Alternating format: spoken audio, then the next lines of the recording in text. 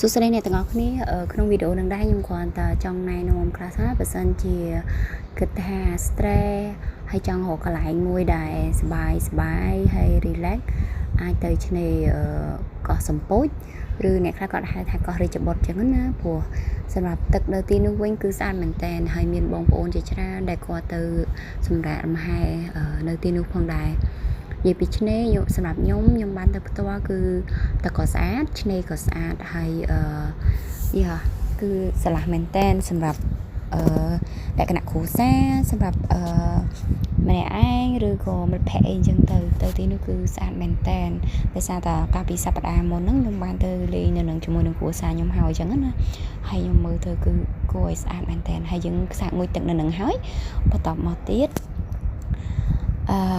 យើងនាំគ្នាឡើងទៅលើកោះនឹងដែរអញ្ចឹងណាហើយនៅលើកោះហ្នឹងនៅពេលដែលយើងដើរឆ្លងកាត់ទៅគឺ